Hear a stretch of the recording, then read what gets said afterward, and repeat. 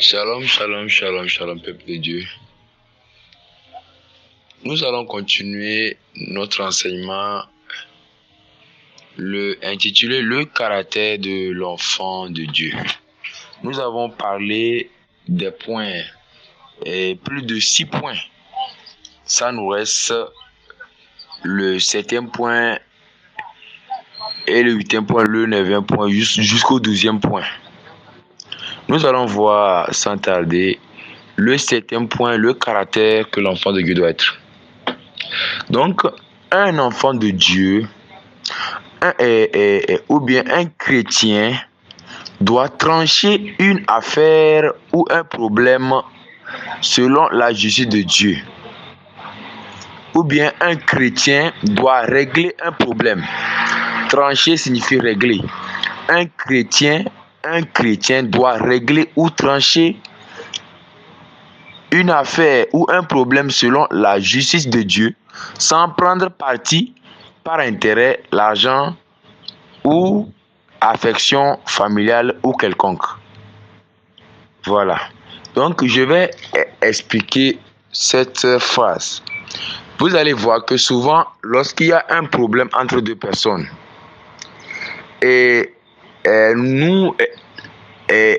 quand on était des païens, lorsqu'il y a deux problèmes entre deux personnes, lorsque on était dans le monde, on ne connaissait pas Christ, qu'est-ce qu'on fait? Si c'est que cette personne, c'est une personne que la personne a l'argent, comme il a l'argent, on va le défendre pour que après tout, il puisse toujours nous donner l'argent. Vous voyez? Même s'il a tort, voilà. Même s'il a tort, on le défend, voilà. C'est ça. La personne a tort, voilà. La personne a plutôt tort. Mais comme il nous donne l'argent, par intérêt, on dit qu'il est juste. On dit qu'il a raison. Ou bien c'est le membre de la famille. C'est un membre de la famille, donc comme c'est notre frère, comme c'est notre frère et soeur, comme c'est notre enfant, comme c'est notre ceci, cela, on le défend, même s'il a tort. C'est à cause de ça, j'ai répété ce 7e point que l'enfant de Dieu doit éviter, ou bien l'enfant de Dieu doit avoir. Un chrétien doit trancher une affaire, ou bien régler un problème ou une affaire selon la justice de Dieu, sans prendre parti par intérêt, c'est-à-dire que l'argent ou affection familiale ou quelconque. Donc, un chrétien doit régler un problème selon la justice. C'est-à-dire que même si c'est celui qui te donne l'argent, il prend soin de toi. Si dans cette affaire, on t'a appelé de venir voir le problème et qu'il a tort là, il faut lui dire clairement que, oh, mon frère, selon le problème là, lorsqu'on analyse là, vraiment tu as tort. Tu as tort, sincèrement tu as tort. Voilà, il faut lui dire clairement que tu as tort. Et aussi, attention, lorsqu'il y a un problème là, je veux vous donner un conseil. N'écoutez pas seulement une version. Laissez les deux personnes vont dire leur version. Parce que quand il y a un verset qui est là, le verset de Proverbe 18, verset 17, nous allons lire ça. Proverbe 18, verset 17 dit que le premier qui parle dans sa cause paraît juste. Vient sa partie adverse et on l'examine. Vous allez voir que quand il y a deux personnes, quand il y a un problème entre deux personnes, ça peut être les adultes ou bien les enfants, vous allez voir que lorsque le premier commence par raconter son problème, lorsqu'on l'écoute, on dirait qu'il a raison. Or, vous allez voir que dans le monde, il y a les gens, ils mentent. Lorsqu'il a fait une erreur là, il va mentir pour que, lorsque on va vouloir examiner, ou bien pour juger, ou bien pour trancher l'affaire, ou bien pour régler l'affaire, on va dire que c'est lui qui a raison, l'autre a tort. Or, il a menti. Ou bien il a oublié de dire certains détails que si c'est que tu apprends ça, tu vas lui dire que vraiment, mon frère, tu as tort. Ou bien, ma fille, mon enfant, tu as tort.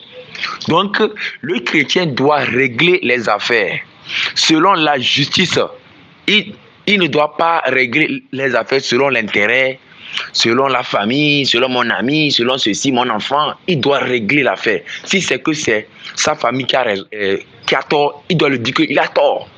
Il ne doit pas, même si c'est le président même qui est là, il faut lui dire qu'il a tort. ne regarde pas, n'aie même pas peur.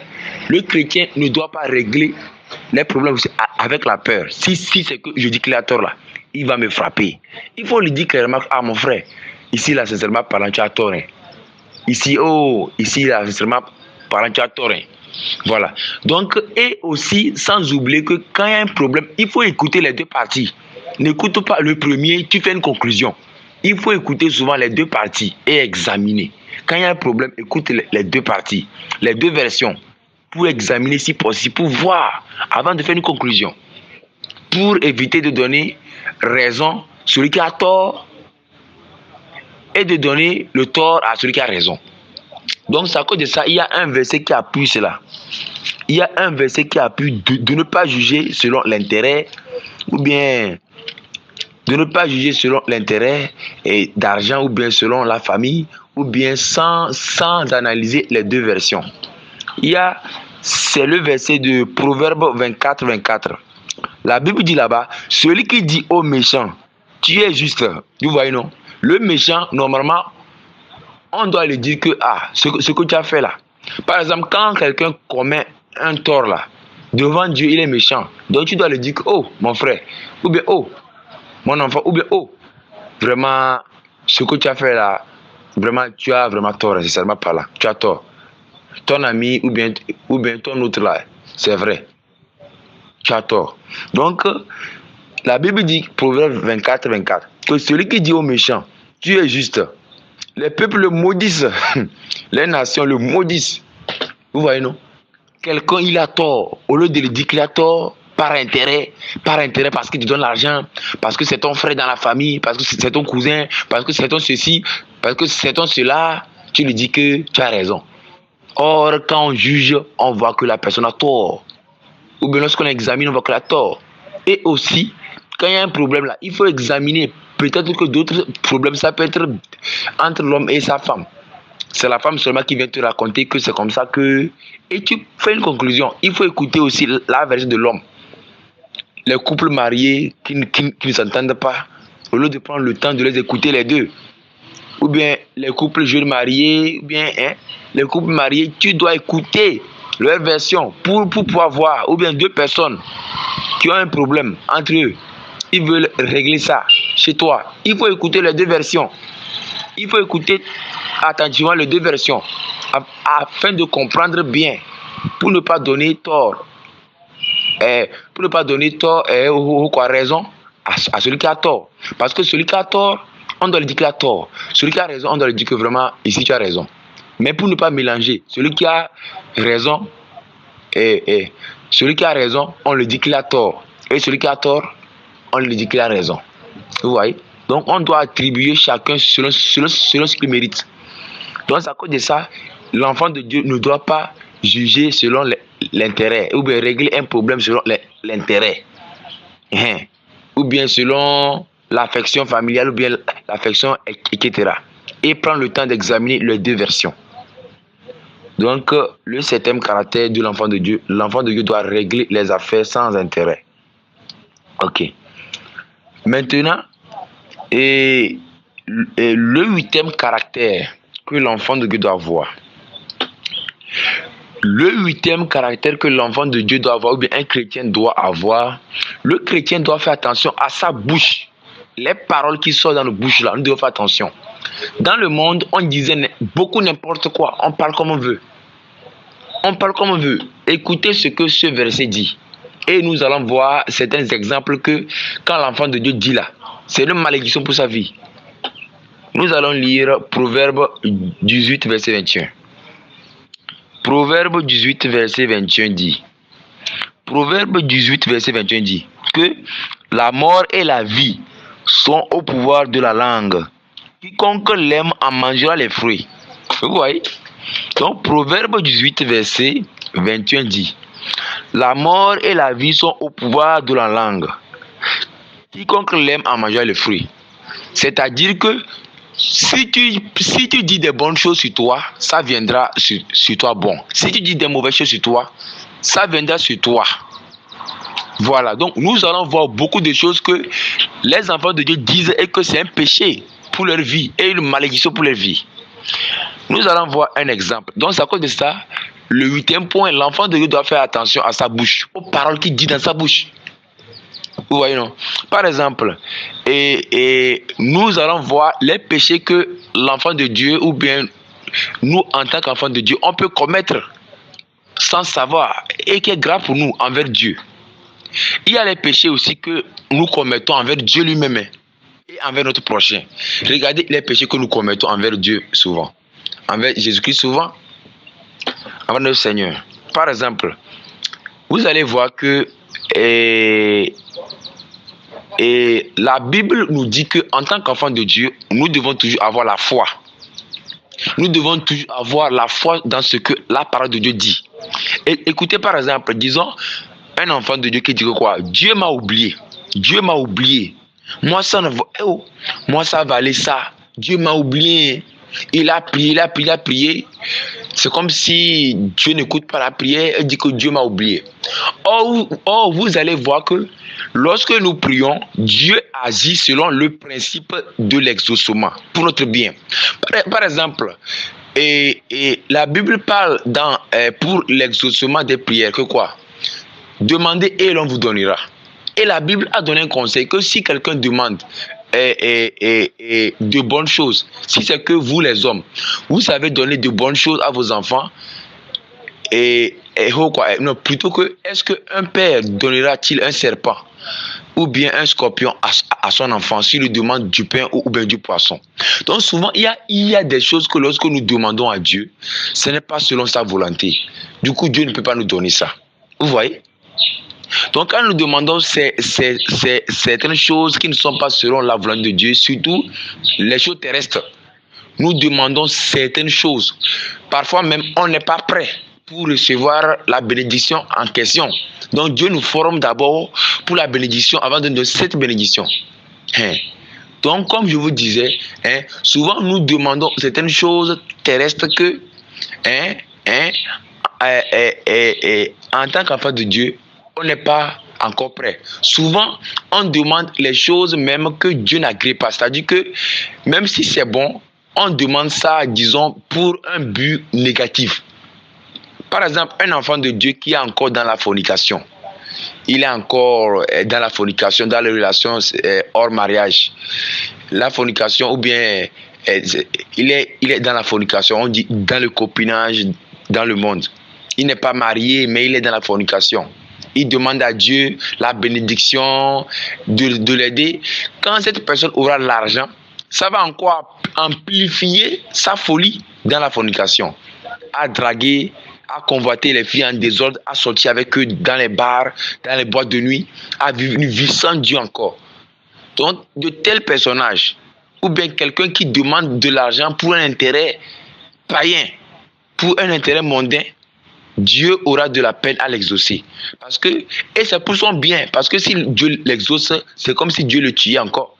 Donc cette personne peut rester pendant des années dans cette condition. Donc il faut que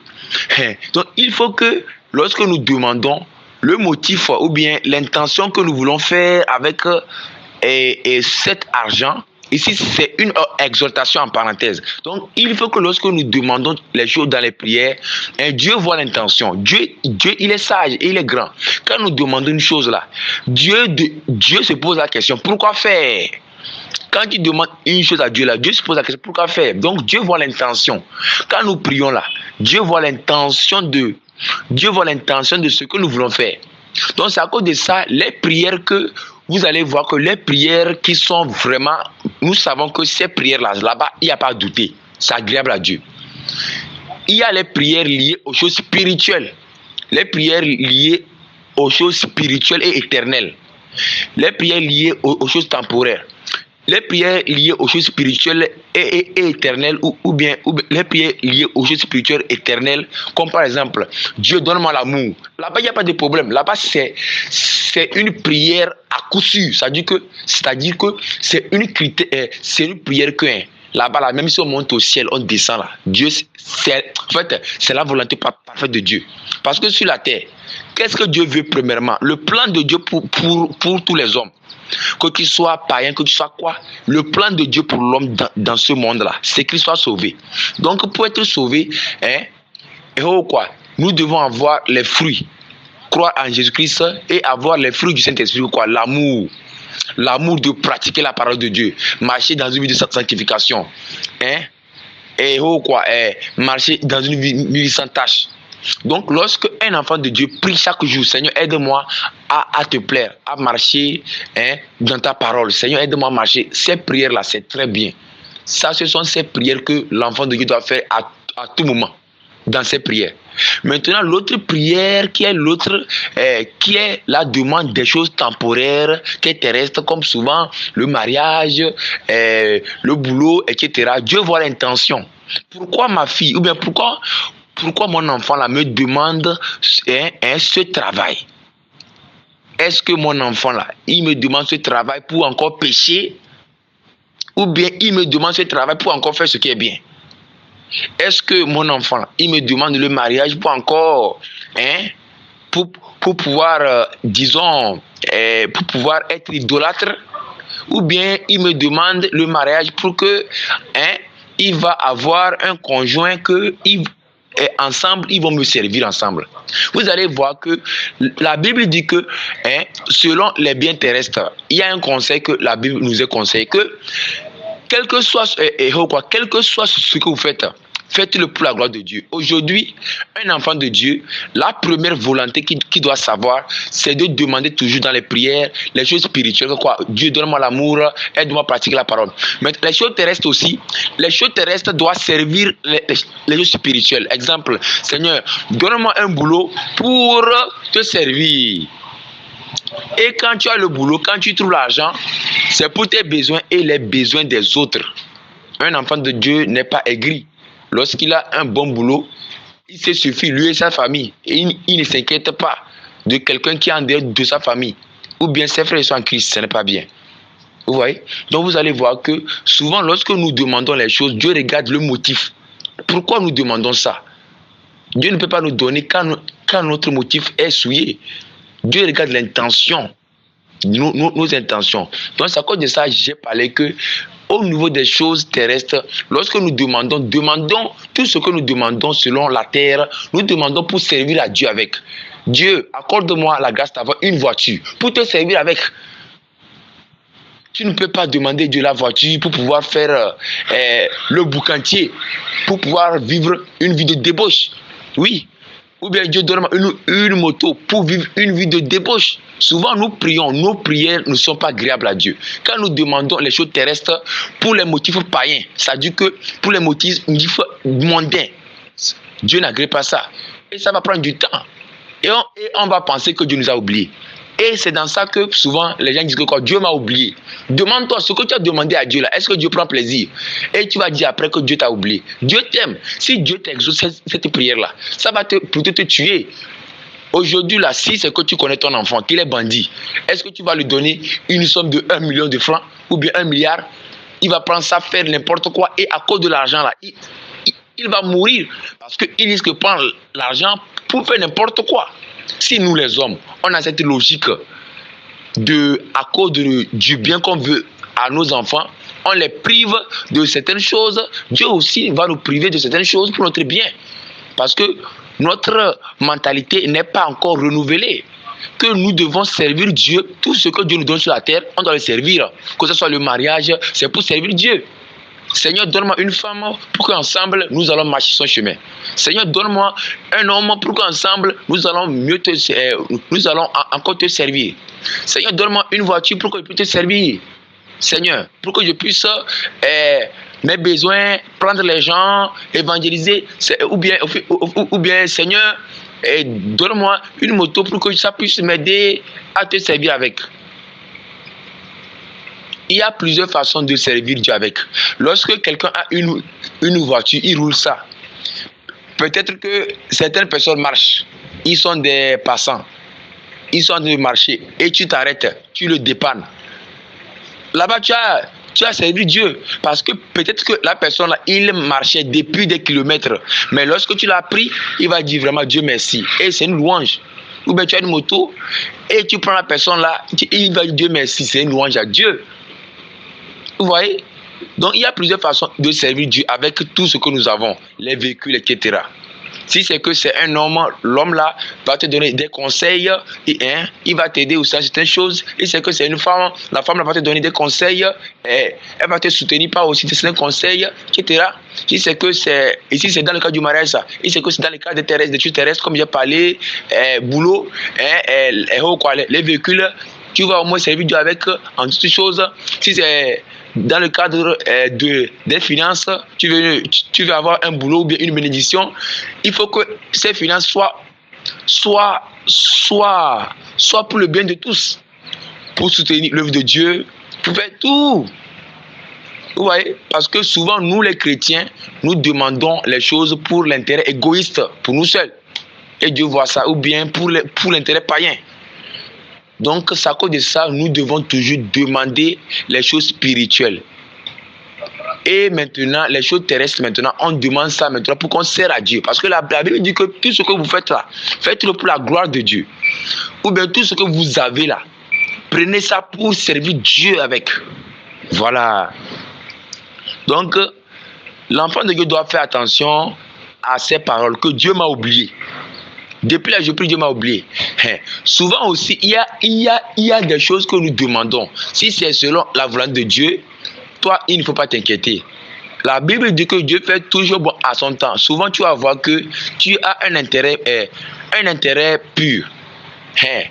Voilà. Donc, toi, là-bas, il faut seulement la patience. Voilà. Parce que souvent, nous les enfants de Dieu, quand nous manquons de patience, on tombe dans les pieds du diable. Le manque de patience nous fait tomber dans les pieds du diable.